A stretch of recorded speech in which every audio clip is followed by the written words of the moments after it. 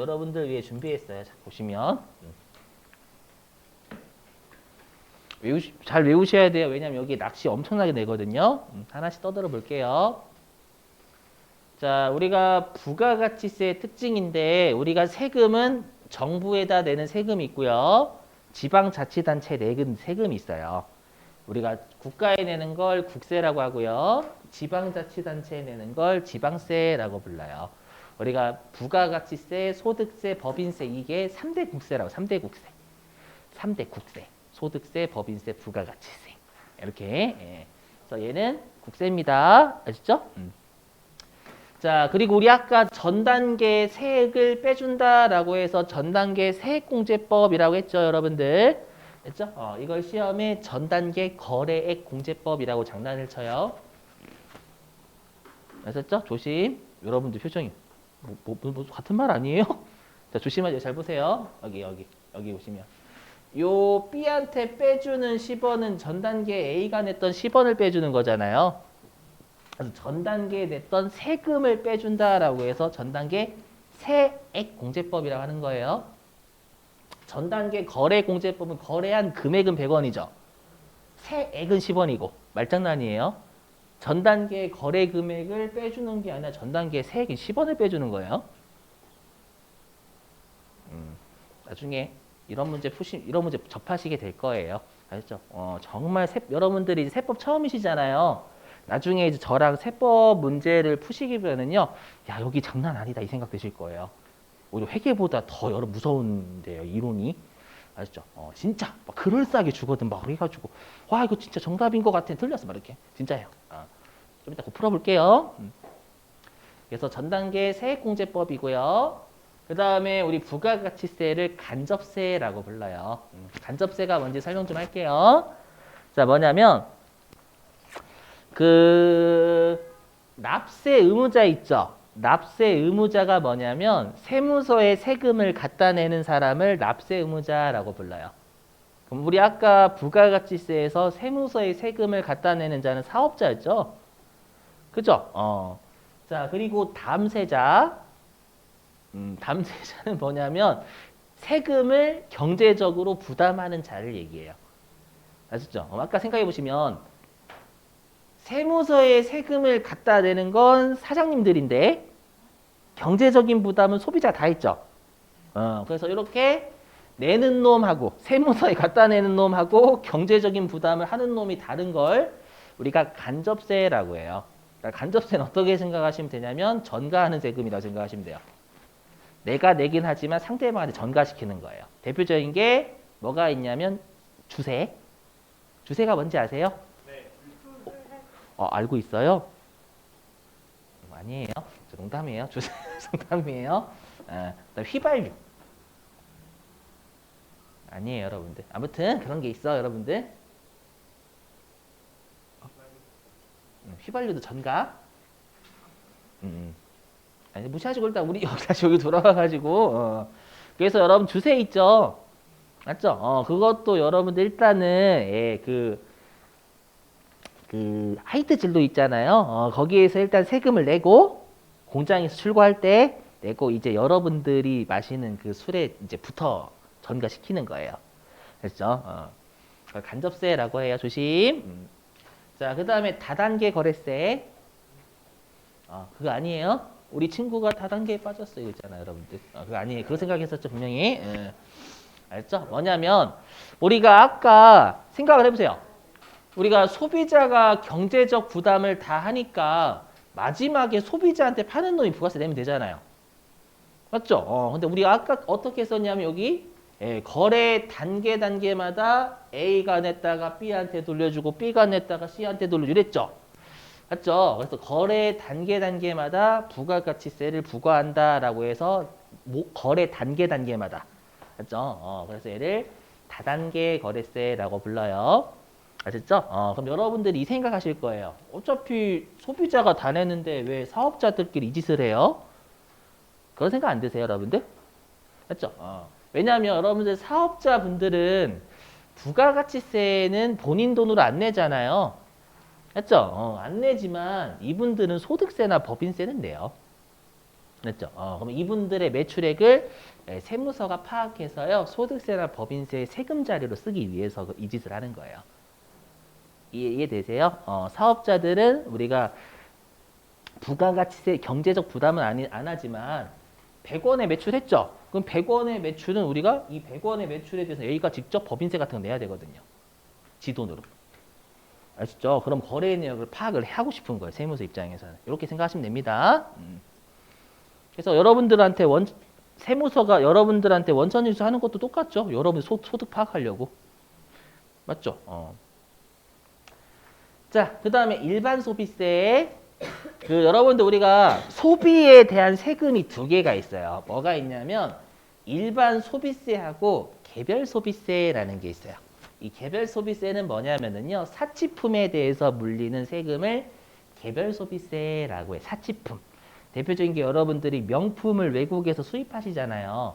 또는 명품 외국에 사시면 그때 사치품이라고 해서 개별 소비세가 개별 소비세 또 물려요. 알죠? 그래서 그 명품 가방 이런 것들이 원래도 비싸지만 세금까지 붙어서 비싼 거예요. 알죠? 그리고 이제 뭐 대략 모피 같은 거 모피? 그죠? 모피? 어머니들이 그 여우 때려잡아가지고 하는 거. 그분도 여우를 때려잡으신 건 아니지만 그렇죠? 그걸 개별 소비세라고 하는데 여러분들 음료수에 부가가치세 붙거든요.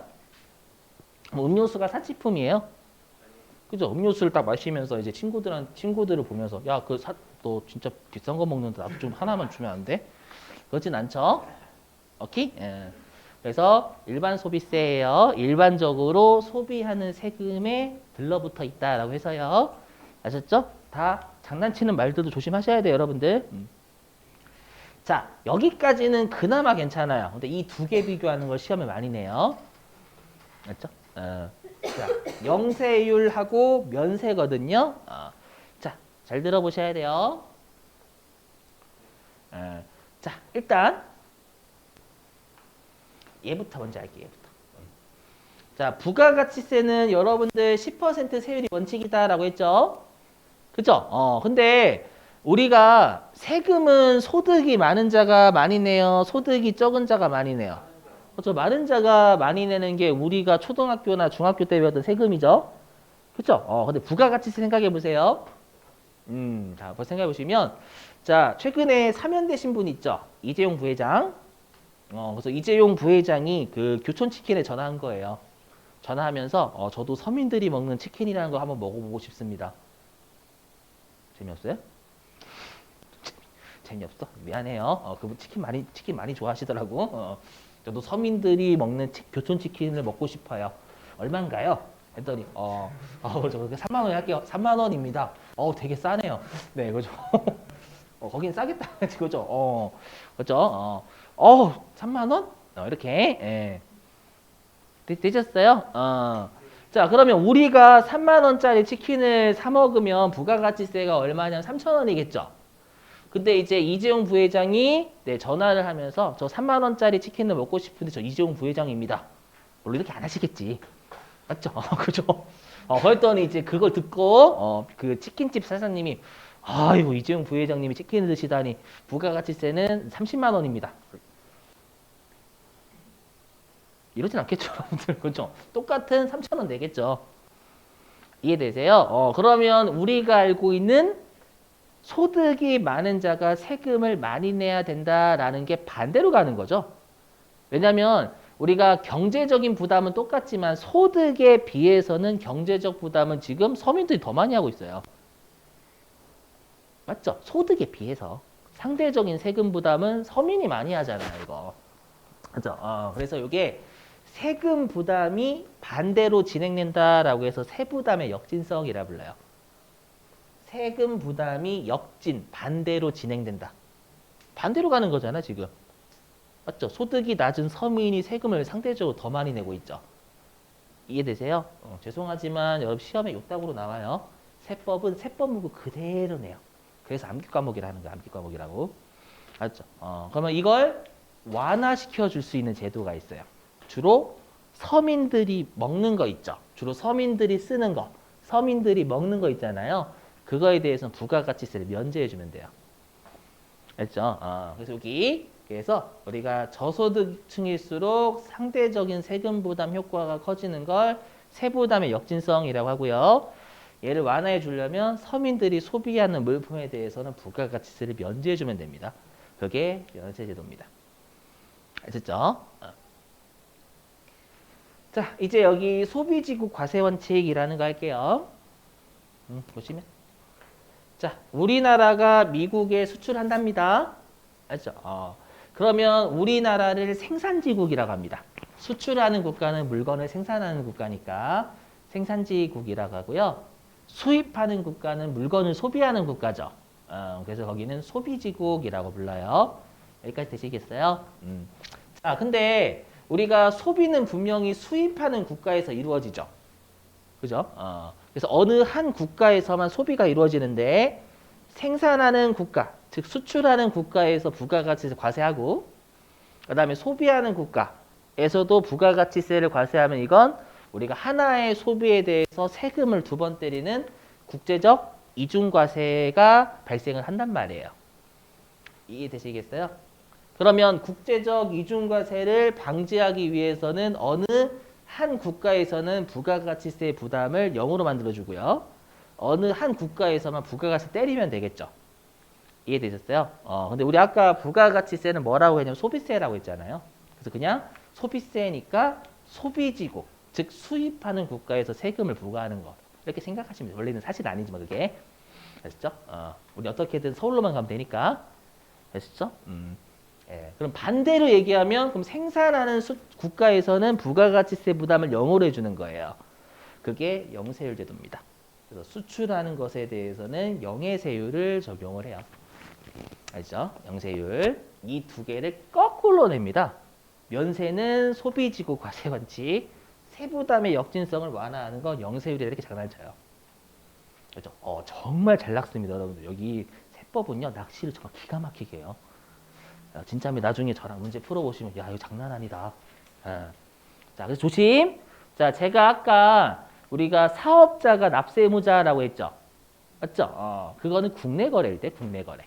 국내 거래일 때는 세무서에 세금을 갖다 내야 되는 자는 다 사업자입니다. 하지만 수입은 달라요. 왜냐하면 우리가 수입하는 국가에서는 부가가치세가 무조건 거쳐야 된단 말이에요. 근데 꼭 사업자만 수입해요? 아니죠. 여러분도 수입할 수 있잖아요. 그럼 여러분이 세무서에 세금 내셔야 되는 거예요.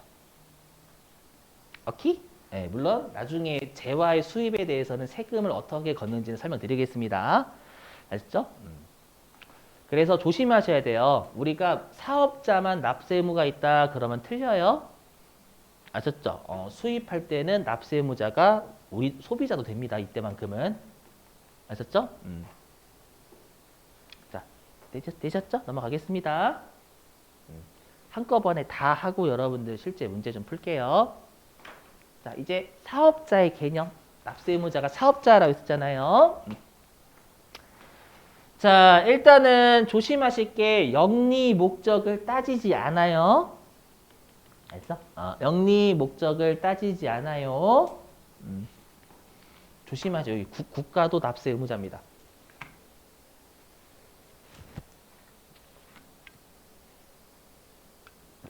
여러분 이거잖아. 멍미. 맞죠? 국가가 납세 의무자? 맞죠? 이상하죠, 여러분들? 안 이상해요? 그러니까 국가가 납세 의무자가 이상하잖아. 맞죠? 안 이상해? 요? 존댓말 했어요. 안 이상해요, 여러분들? 그냥 받아들여지시는 거예요?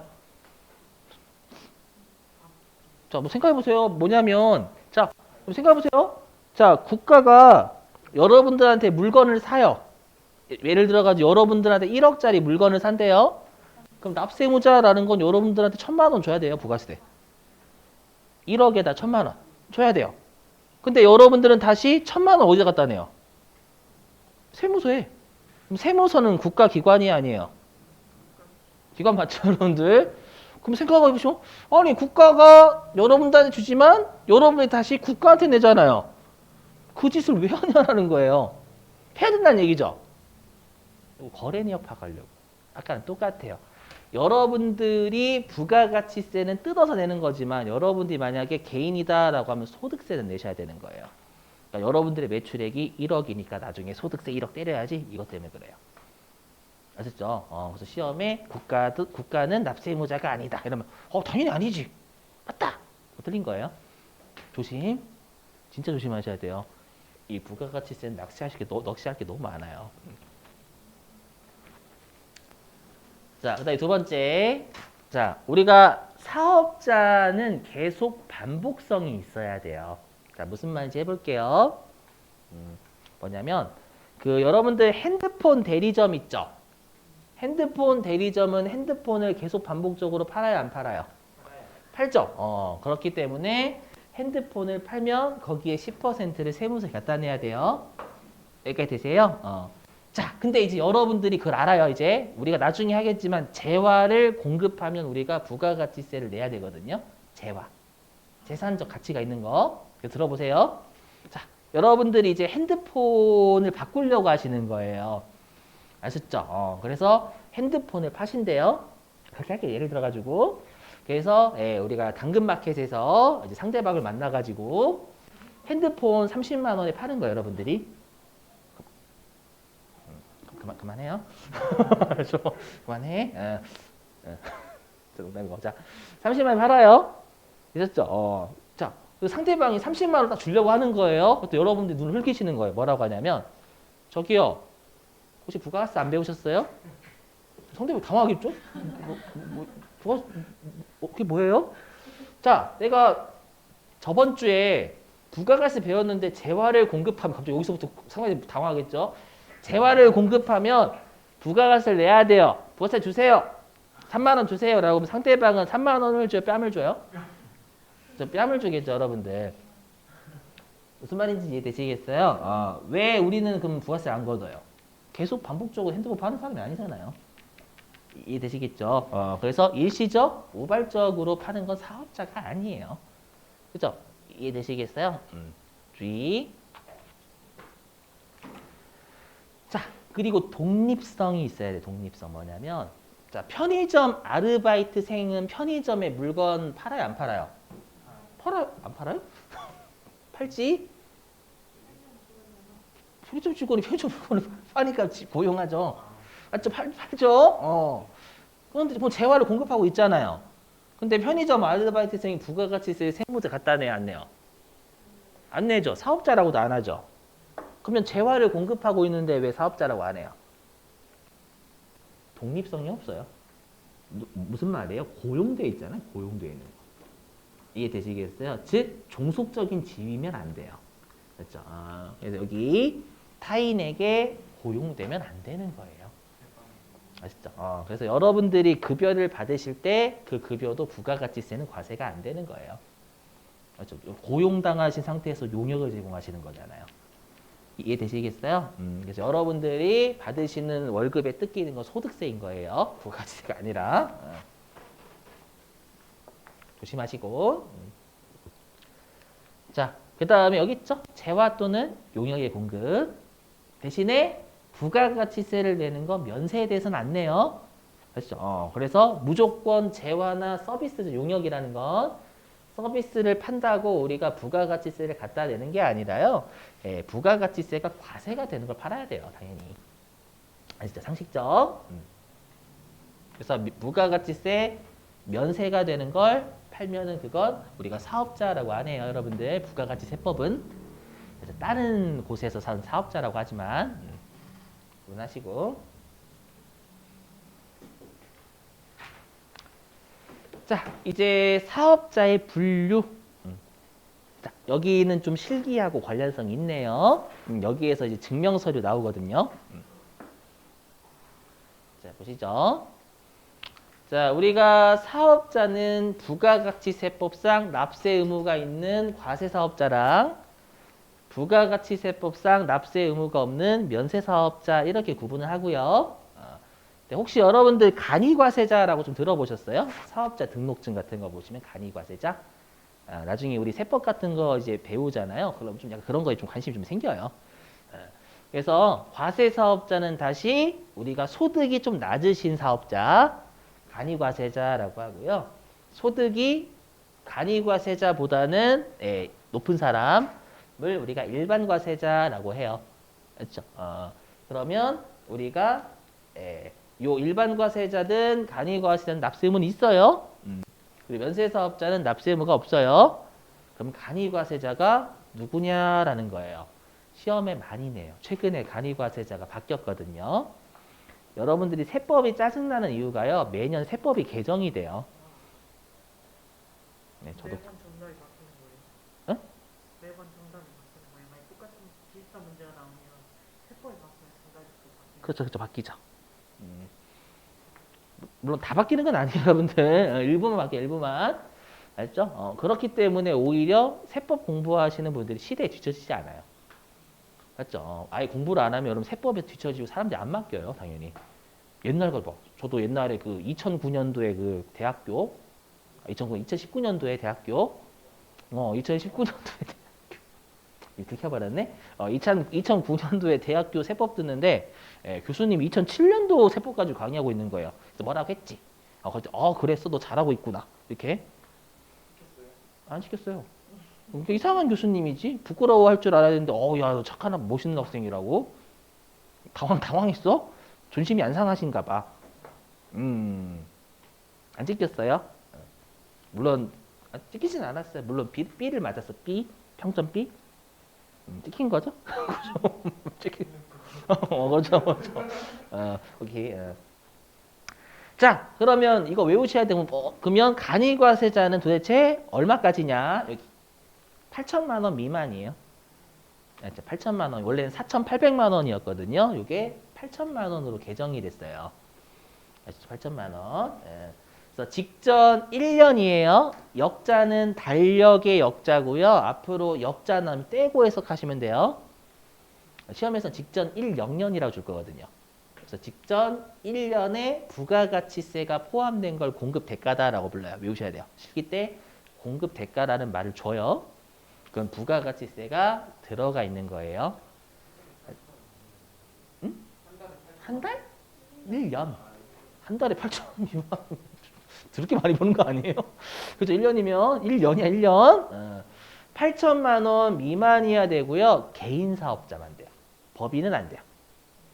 아셨죠? 법인은 안 돼요. 자, 그럼 여러분들이 간이과세자라고 쓰여져 있는 거예요. 아셨죠? 간이과세자라고 쓰여져 있는데 사람들이 미어 터져요. 여러분이 어떤 분식집을 가서 예를 들어 가지고 분식집을 갔는데 간이과세자라고 사업자 등록증이 있거든요. 근데 사람이 막 줄 서서 기다리는 거예요. 그 말은 뭘까요? 싸요. 싸요? 내가 원하는 답이 그게 아닌데. 뭘까? 사람은 미어 터지는데 간이과세자래요. 맛있어요? 저희 탈세하고 있어요. 저희 탈세하고 있어요. 그거죠. 사람이 많으면 사람이 줄을 쓴다라는 건 1년에 8천만 원 넘어간다는 얘기잖아요. 가격이 쌀 수도 있잖아요. 미안해요. 미안해. 그죠? 근데 사람 미어 터지는데 간이과세자인 거야. 가격이 안 싼다고 가정하면 아셨죠? 그럼 어떻게 하면 돼요, 여러분들이? 저 부가가치세 배웠습니다. 신고하면 안 되죠, 여러분들. 알았죠? 신고하면 여러분들 포상금 안 준단 말이에요. 그렇죠? 협박을 하는 거죠. 어떻게 하냐면 간이과 저 배웠습니다. 당신은 탈세 중입니다. 제가 지금 떡튀순을 먹고 싶거든요. 한 접시 더 주세요. 더 신고는 안 하겠습니다. 이렇게. 그러면 그분들은 법인 사업자로 변경이 아니, 안 돼요. 법인 사업자로 변경. 할 수도 있긴 한데 주로 법인으로는 잘 안 돼요. 개인 사업자 혜택이 좀 많기 때문에. 일반 과세자가 되는 거. 일반 과세자는 법인하고 개인 나뉘어져요. 장난입니다. 여러분. 하지 마시고. 알죠? 전 가끔씩 그 나중에 좋은 팁을 드리면 나중에 이제 아니에요. 이거 하면 안 되겠다. 왜요? 아니, 무시하시고 아니. 자, 보시면 자, 여기. 자, 그러면 어떠한 증명 서류를 발급하냐 이건 실기 관련이 있어요. 지금까지는 이론이었고요. 자, 일단 부가가치세법상 가장 중요한 증명 서류는 세금 계산서예요. 알죠? 그래서 일반 과세자는 세금 계산서라는 걸 발급을 해요. 텍스 인보이스. 자, 그리고 옛날에는 간이과세자는 영수증이라는 걸 발급했어요. 영수증. 간이 영수증이죠. 간이 영수증이라고 하다 영수증. 근데 영수증은 세법상 적격 증명 서류가 아니에요. 조작이 가능하거든요. 마치 우리가 옛날에 3을 8로 고쳐가지고 그런 거 안 해봤어요? 요즘 저 어렸을 때는 이런 거 요즘 못해 그런 거 잘 없어. 어렸을 때는 뭐 통지서 같은 게 있어요. 통지서 하면은 거기 얼마 내라고 나오거든요. 뭐 우유값 예를 들어 3,000원이라고 8로 고치는 거야. 알죠? 그래서 3,000원은 내고 5,000원 내가 띄어 먹고. 그죠? 안 해보셨구나. 두 배는 안 배웠죠, 그죠? 그죠? 그때부터 이제 무역 거래를 배웠죠, 무역 거래. 죄송해요. 자 보시면 그래서 원래는 간이과세자가요 영수증을 발급했었어요. 알죠? 근데 이게 법이 개정이 돼가지고 예전에는 4,800만 원이었다고 했었잖아요. 맞죠? 그럼 4,800만 원까지는 영수증이었고요. 4,800만 원 이상이신 분들은 다 세금 계산서를 발급을 했던 게 금액이 올라간 거예요. 간이과세자가. 이해되세요? 대신에 원래부터 발급했던 증빙은 똑같아요. 그래서 세금 계산서를 4,800만 원 이상이면 세금 계산서 발급을 해요. 여전히. 이해되시겠어요? 이거 금액만 올라갔지 발급하는 증빙은 똑같아요. 아직까지. 그래서 시험에 간이과세자는 세금 계산서를 발급할 수 없다. 그럼 틀린 거야 이제는. 그래서 되게 중요해진 거예요. 여기. 네. 순수익이 80만 원 미만인 거예요? 아니면 그냥 전체로 번 돈만 따져도 번 돈 부가가치세 포함된 거. 순수익이 아니야? 순수익 아니에요. 그냥 총 매출액이 네, 총 매출의 공급 대가 자체가 네, 부가세 포함이에요, 포함. 예, 예. 부가가치세 포함. 그렇죠. 순수익 아니에요, 절대. 매출에 그냥. 매출에 순수익 아니에요. 아니에요. 순수익 아니야. 순수익이 8천입니다. 장난 아니지. 매출이 얼마야. 씨. 그러면 안 돼요, 여러분들. 그죠? 순수익 8천 되려면 거의 여러분들 2억은 넘게 벌어야 돼요. 맞죠? 조심. 조심은 아니고 여러분들. 당연한 사실. 자, 그 다음에 면세사업자인데요. 면세사업자는 여러분들 세금이 없다라고 했죠. 부가가치세가. 그래서 세금 계산서에 세금자가 빠져요. 계산서죠. 계산서라는 걸 발급해요. 그럼 여러분들은 시험에 계산서를 받았다라고 하면 면세로 샀다 그 뜻이에요. 되게 중요합니다, 이건. 됐죠? 면세로 샀다라는 건 부가가치를 줬다 안 줬다? 안 줬다. 그죠? 오케이? 자, 좀만 참아봐, 여러분들. 지금 애쓰고 있는 거 보이세요? 원래는 애쓰고 있어. 이상한 농담하려고. 네, 어떤 거예요?